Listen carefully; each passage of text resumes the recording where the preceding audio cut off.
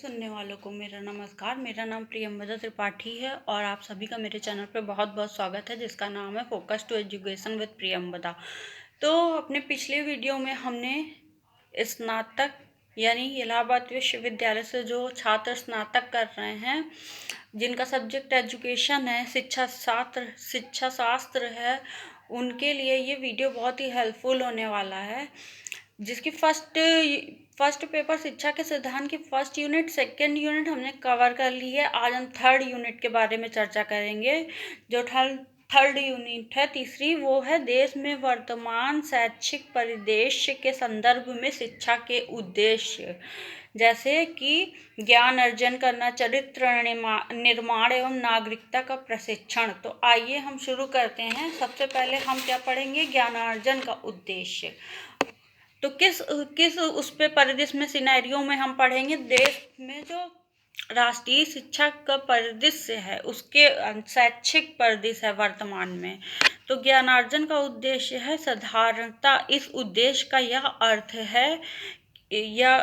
है कि शिक्षा इस लक्ष्य से दी जाए कि उससे ज्ञान की वृद्धि हो। यानी ज्ञानार्जन का उद्देश्य क्या, जिसके नाम से ही पता चल रहा है, ज्ञान अर्जित करना। हम ज्ञान अर्जित कर रहे हैं ज्ञान को, तो वही इसमें कहा जा रहा है कि इस शिक्षा का साधारणता जो ये उद्देश्य है, उसका ये अर्थ है कि लक्ष्य से दी जाए शिक्षा, उससे ज्ञान की वृद्धि हो। ज्ञान चाहे भौतिक क्षेत्र से संबंध रखे अथवा आध्यात्मिक क्षेत्र से। भौतिक क्षेत्र यानी हमारा संसार, हमारा जो मटेरियल है, मशीनें हैं, हम सब हैं।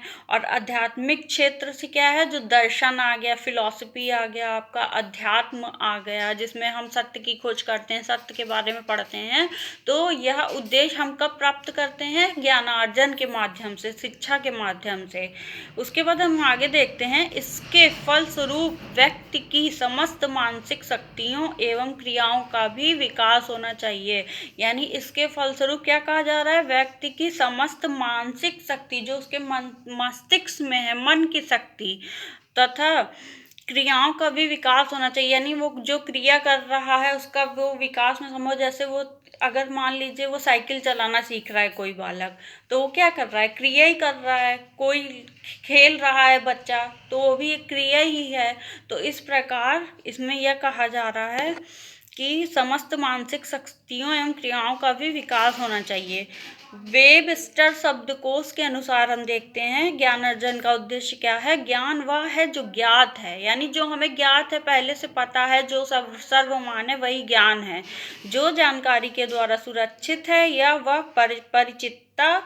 परिचितता है जो वास्तविक अनुभव से प्राप्त होती है। यानी कहा जा रहा है ज्ञान वो जो ज्ञात है, जो जानकारी के द्वारा सुरक्षित है, जानकारी है उसको हम सुरक्षित करके रखे हैं, या वह परिचितता है जो वास्तविक अनुभव से प्राप्त होती है। वास्तविक यानी संसार में, इस जगत में जो हम देखते हैं वही करते हैं ना। बालक जब पैदा होता है तो वो कैसे सीखता है? धीरे धीरे देख के ही सीखता है, चलना सीखता है, दौड़ना सीखता है, भोजन के प्रति उसकी रुचि होती है, तो वो कैसे खाता है, कैसे नहीं, ये सब वो सीखता है। तो इसका मतलब ये हुआ। अब है ज्ञान दो प्रकार का होता है। ज्ञान के प्रकार मतलब भौतिक और आध्यात्मिक। भौतिक इस जगत से है और परलोक से, या मतलब अध्यात्म से, अध्यात्म का वास्ता है।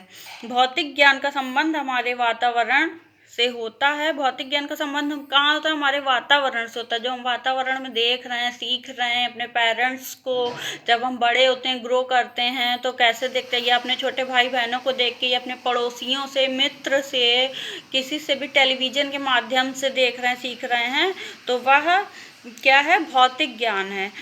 अतः मनुष्य को सबसे पहले अपने आसपास के प्राकृतिक एवं सामाजिक वातावरण का ज्ञान प्राप्त करना आवश्यक है। तभी शिक्षा की प्रक्रिया वातावरण के अनुकूल पूर्ण होती है। कि वातावरण जब छात्र पहले से ही देख के सीखा रहेगा, तभी शिक्षा के माध्यम से उसको और उभार के लाना है, उसको और यूजफुल बनाना है एक मानव संसाधन के रूप में। तो इसका ये भी मतलब होता है। फिर तभी शिक्षा की, हाँ ये तो हो चुका है। इसके अतिरिक्त व्यक्ति को अपने व्यवसाय का ज्ञान प्राप्त करना चाहिए, अन्यथा वह जीविकोपार्जन में सफल नहीं हो पाएगा। इसके ज्ञानार्जन के उद्देश्य से क्या है, व्यक्ति को अपने व्यवसाय का ज्ञान प्राप्त करना चाहिए, अन्यथा वह जीविकोपार्जन में सफल नहीं हो पाएगा। मतलब जीविकोपार्जन का मतलब ये है कि हम अपने जीविका को, अपने जीवन को जीने के लिए कैसे उस काबिल होंगे, सक्षम बनेंगे। हम पढ़ेंगे लिखेंगे, आस पड़ोस से कुछ सीखेंगे, उससे हम भी समाज से सीखेंगे, तो उससे हमारा ज्ञान अर्जन होगा, हमारा जो व्यवसाय होगा वो सफल हो सकेगा। इसके साथ साथ ज्ञान बाह्य वस्तुओं से होता है या अंतः प्रज्ञा से होता है। इसके साथ साथ ज्ञान क्या होता है, बाह्य वस्तुओं से, जो बाहरी वस्तुएं हैं उससे, और अंतः प्रज्ञा से होता है। अंतः प्रज्ञा मतलब हमारे अंदर छुपी हुई बुद्धि, प्रज्ञा मतलब बुद्धि। बाह्य और आंतरिक ज्ञान दोनों का ही लक्ष्य है व्यक्ति का विकास। चाहे वो बाहरी ज्ञान हो जो हम बाहर से प्राप्त कर रहे हैं अपने पर्यावरण से, वातावरण से, शैक्षिक परिदृश्य में, तो वही जो है व्यक्ति का विकास है, इसका यही लक्ष्य है। इससे स्पष्ट होता है कि यह लक्ष्य बहुत महत्वपूर्ण है। यानी ज्ञानार्जन का उद्देश्य जो है वो बहुत जब सबसे पहले हमें शिक्षा में ज्ञान ही तो अर्जित करना सिखाया जाता है। जब हम स्कूलों में जाते हैं, कॉलेज में जाते हैं, इवन जो बालक है वो अपनी माँ के गर्भ से ही ज्ञान सीखना शुरू कर देता है। तो इस उद्देश्य के स्थान को समझने के लिए एक और बात ध्यान में रखनी होगी कि ज्ञान का अर्थ कभी संकुचित नहीं लेना चाहिए। यानी कि ज्ञान का जो अर्थ है हमें कभी उसको संकुचित, छोटा नहीं समझना चाहिए। एक से उसके विभिन्न पहलू होते हैं, उसको विभिन्न पहलू से हम देख के सीखते हैं, उसी से हमारी शिक्षण अधिगम प्रक्रिया प्रभावित होती है। तो संकुचित अर्थ में ज्ञान विद्यालयी पढ़ाई लिखाई को कहते हैं, जिसका संबंध व्यक्ति के थोड़े से जीवन से होता है। यानी संकुचित अर्थ क्या है, जो व्यक्ति की पढ़ाई लिखाई होती है, जिसका संबंध व्यक्ति के थोड़े जीवन से होता है। वास्तविक ज्ञान जीवन के समान ही व्यापक होता है। जो वास्तविक ज्ञान निकल आता है वह जीवन के समान ही व्यापक होता है। इसी व्यापक अर्थ में इसे अपनाने के लिए सभी शिक्षा शास्त्रियों और दार्शनिकों ने कहा है। तो सभी शिक्षा शास्त्रियों जीवन के समान ही व्यापक, इसी व्यापक अर्थ को, जो यही व्यापक अर्थ है, यानी क्या अर्थ है, वास्तविक ज्ञान जीवन के समान हो। जो वास्तविक ज्ञान है हमारा, वो जैसे हम अपना जीवन जी रहे हैं समाज में, राष्ट्र के हित में क्या कर रहे हैं, समाज के हित में क्या कर रहे हैं, अपने पर्सनली हमारा व्यक्तित्व कैसे बिल्डअप हो रहा है, तो इसी को अपनाने के लिए जितने भी शिक्षा शास्त्री हुए हैं और दार्शनिक हुए हैं उन्होंने कहा है। तो अब हम जानेंगे चरित्र निर्माण का उद्देश्य क्या है, यानी एम्स ऑफ कैरेक्टर बिल्डिंग। हमारा चरित्र कैसा होना चाहिए। चरित्रवान व्यक्ति अपने जीवन में जो कार्य करता है वह उसके आदर्शों और सिद्धांतों के अनुरूप होता है।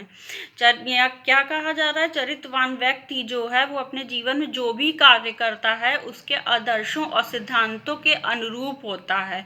वह उसके मतलब उसका जो आदर्श है, शिक्षा के जरिए जो बिल्डअप हुआ है, समाज के जरिए, अपने परिवार के जरिए, तो वो उन्हीं आदर्शों और सिद्धांतों के अनुरूप होता है।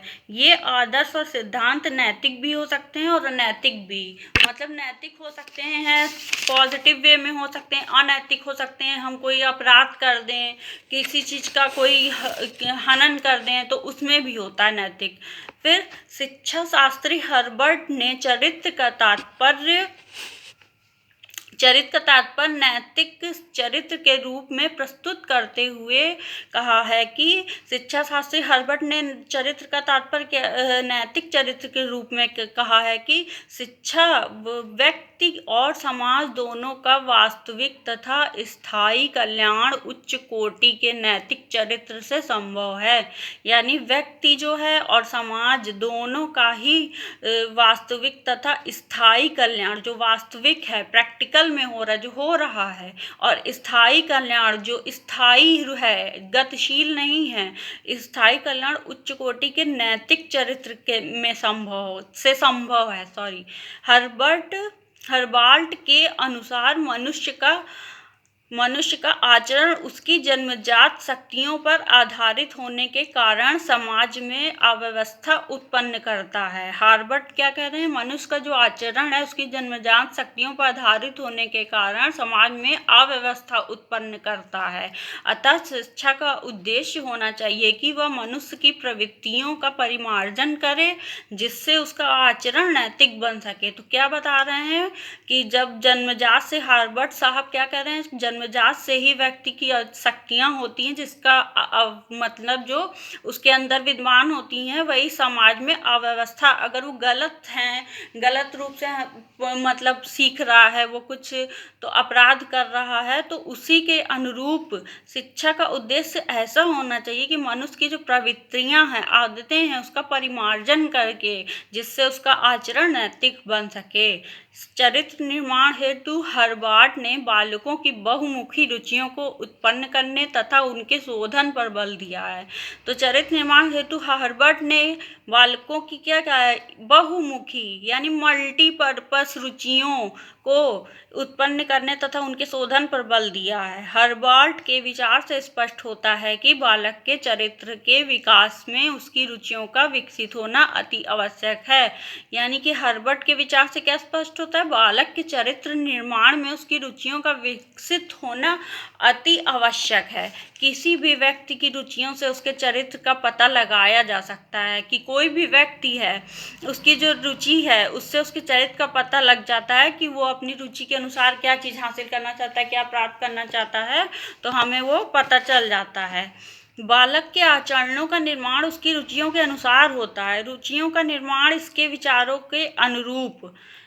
क्या कहा जा रहा है कि बालक के जो आचरण है उनका निर्माण होता है रुचियों के अनुसार, और रुचियों का निर्माण उसके विचारों के अनुरूप होता है। शिक्षा का कार्य यह है कि बालकों के सम्मुख उच्च विचारों तथा आदर्शों को प्रस्तुत करें, जिससे उसके ज्ञान में वृद्धि हो। शिक्षा का कार्य क्या है कि बालकों के सम्मुख विचार, उच्च विचारों, जो उच्च विचार है बालकों में, तथा आदर्शों को प्रस्तुत करें जिससे उसके ज्ञान में वृद्धि हो। यदि बालक के ज्ञान में वृद्धि नहीं होगी तो उसका मानसिक विकास कुंठित हो जाएगा और वह उचित आचरण नहीं करेगा। यानी उसके अगर ज्ञान में वृद्धि नहीं होगी शिक्षा के माध्यम से या समाज के माध्यम से, कह लीजिए घर परिवार के माध्यम से, तो वो क्या होगा, कुंठित हो जाएगा और वह उचित आचरण नहीं करेगा। वह ऐसे घृणित और अवांछनीय कार्य को भी कर बैठेगा जिनसे समाज में अव्यवस्था उत्पन्न होने का भय है। कहने का मतलब ऐसा कार्य कर देगा कुछ, जैसे हमने अपराध किया, वुमेन्स अगेंस्ट के किया, या किसी भी पशु पक्षियों के रूप में या पर्यावरण के को किया, नुकसान पहुंचाया, तो ये भी तो एक अपराध ही हुआ। तो इसी प्रकार से अव्यवस्था उत्पन्न होने का भय है समाज में, अगर हम उसे उचित शिक्षा नहीं देते हैं, उसका चरित्र निर्माण नहीं करते हैं शिक्षा के द्वारा। फिर क्या है, कहने का तात्पर्य है कि शिक्षा के द्वारा बालक के विचार पवित्र एवं शुद्ध बनते हैं, जिससे वह समाज उपयोगी और शुद्ध आचरण कर सकें। तो क्या मतलब है, शिक्षा के द्वारा जो बालक के विचार हैं वो पवित्र और शुद्ध बनते हैं, जिससे वह समाज के उपयोगी, जो समाज में हित में है, समाज के लिए हितकर है, उपयोगी है और शुद्ध आचरण कर सके। तो ऐसी शिक्षा हमें देना चाहिए। अब है तीसरा टॉपिक क्या है, नागरिकता के प्रशिक्षण का उद्देश्य, यानी ट्रेनिंग फॉर सिटीजनशिप। अभी तक हमने क्या पढ़ा, बालक के ज्ञानार्जन के उद्देश्य क्या है, चरित्र निर्माण के उद्देश्य क्या है। अब है नागरिकता के प्रशिक्षण का उद्देश्य, यानी एक सफल नागरिक होने के लिए हमें प्रशिक्षण प्राप्त करना होगा, उसका उद्देश्य क्या है। तो आइए देखते हैं। तो कहा जा रहा है कि समाजवादियों ने नागरिकता के प्रशिक्षण के उद्देश्य पर बल दिया है, यानी कि जो समाजवादी दार्शनिक हैं, शिक्षा शास्त्री हैं, उन्होंने नागरिकता के प्रशिक्षण के उद्देश्य पर बल दिया है। नागरिकता के लिए अनेक बौद्धिक, नैतिक तथा सामाजिक गुणों की आवश्यकता होती है। इस दृष्टि से इस उद्देश्य के अनुसार शिक्षा की व्यवस्था इस प्रकार होनी चाहिए कि प्रत्येक बालक में ये सभी गुण उसकी रुचियों, योग्यताओं तथा क्षमताओं के अनुसार विकसित हो जाएं। मतलब क्या कहा जा रहा है कि शिक्षा की व्यवस्था इस प्रकार होनी चाहिए कि जो प्रत्येक बालक है उसका गुण, उसकी रुचि, उसकी जो योग्यताएं हैं और उसके अंदर जो क्षमता, कैपेसिटी है, है वो विकसित हो जाए और बाहर निकल के आए, जिससे वो अपने व्यवहार में परिलक्षित कर सके। लोकतांत्रिक राज्यों में नागरिकता की शिक्षा पर ही विशेष बल दिया जाता है, यानी कि जो लोकतांत्रिक राज्य हैं, राष्ट्र हैं, देश हैं, वहाँ नागरिकता की शिक्षा पर विशेष बल दिया जाता है, तभी तो हम एक अच्छे सिटीजनशिप बनेंगे, नागरिक बनेंगे। तो इसमें एच हॉर्न ने नागरिकता का अर्थ तथा उसके महत्व पर प्रकाश डालते हुए लिखा है, नागरिकता राज्य में मनुष्य का स्थान है। नागरिकता क्या है? राज्य में मनुष्य का एक स्थान है, चूंकि राज्य सामाजिक संस्थाओं में एक है और जो कि मानव अपने साथियों के साथ सदैव संबंधित रहता है। चूंकि राज्य सामाजिक संस्थाओं में से एक है, सामाजिक संस्था बनी है तो राज्य बना है, हर राज्य की अपनी सामाजिक संस्था है और जो मानव के साथियों के साथ सदैव संबंधित रहता है। इसलिए नागरिकता को शिक्षा के आदर्श के क्षेत्र से बाहर नहीं किया जा सकता। नागरिकता क्या है? उसको शिक्षा के आदर्श के क्षेत्र से हम बाहर नहीं कर सकते, क्योंकि हम एक सफल नागरिक, एक कुशल नागरिक तभी बनेंगे और अपने समाज में, राष्ट्र में और विश्व में तभी काम आ सकेंगे जब हम एक अच्छे आदर्शपूर्ण विद्यार्थी होंगे या मनुष्य होंगे। तो अब आगे देखते हैं कि इसके उद्देश्य के पक्ष में क्या तर्क दिया जा रहा है, यानी आर्गुमेंट्स फॉर द एम। जो नागरिकता का प्रशिक्षण है उसके उद्देश्य के पक्ष में तर्क, जनतंत्र जीवन यापन का एक ढंग है, प्रत्येक व्यक्ति को इस ढंग से परिचित होना चाहिए। जनतंत्र क्या है? जीवन यापन का एक ढंग है, प्रत्येक व्यक्ति को इस ढंग से परिचित होना चाहिए। और दूसरा है जनतांत्रिक जीवन के कुछ आदर्श मूल्य होते हैं, बालक में इन आदर्शों मूल्यों का विकास करना शिक्षा का कार्य है। यानी क्या कहा जा रहा है? जनतांत्रिक जीवन के कुछ आदर्श होते हैं और मूल्य होते हैं, वैल्यू होती है, बालक में इन आदर्शों और मूल्यों का विकास करना शिक्षा का कार्य है। तीसरा है प्रत्येक नागरिक को राजनीतिक तथा सामाजिक प्रक्रियाओं का ज्ञान होना चाहिए। राजनीतिक प्रक्रिया, सामाजिक प्रक्रिया क्या है उसका प्रत्येक नागरिक को ज्ञान होना चाहिए। और ये कैसा होगा? इसके लिए नागरिकता का प्रशिक्षण अति आवश्यक है। और चौथा है जनतंत्र में नागरिक जीवन के लिए एक विशेष प्रकार के चरित्र की आवश्यकता होती है। ऐसा चरित्र का विकास नागरिकता की शिक्षा के द्वारा किया जा सकता है। कह रहे हैं कि जनतंत्र के नागरिक जीवन के लिए एक विशेष प्रकार के चरित्र की आवश्यकता है। ऐसे चरित्र का विकास नागरिकता की शिक्षा द्वारा किया जा सकता है। पांचवा, जनतंत्र की सफलता के नागरिकता का प्रशिक्षण अति आवश्यक है। यदि नागरिक अच्छे हैं तो जनतंत्र अपने आदर्शों, लक्ष्यों और मूल्यों को प्राप्त कर सकेगा, अन्यथा नहीं। प्लेटो ने लिखा है, केवल नागरिकता की शिक्षा ही ऐसी शिक्षा है जो अपना नाम चरितार्थ करती है। इसके लिए अतिरिक्त अन्य प्रकार की शिक्षा जिसका उद्देश्य धन, शारीरिक बल अथवा बुद्धि तथा न्याय से अलग दक्षता को प्राप्त करता है, तुच्छ तथा अनुदार एवं किसी प्रकार से शिक्षा कहलाने योग्य नहीं है। तो हमने इसके उद्देश्य के पक्ष में तर्क में जाना है। अब उद्देश्य के विपक्ष में इसका तर्क जानते हैं क्या है।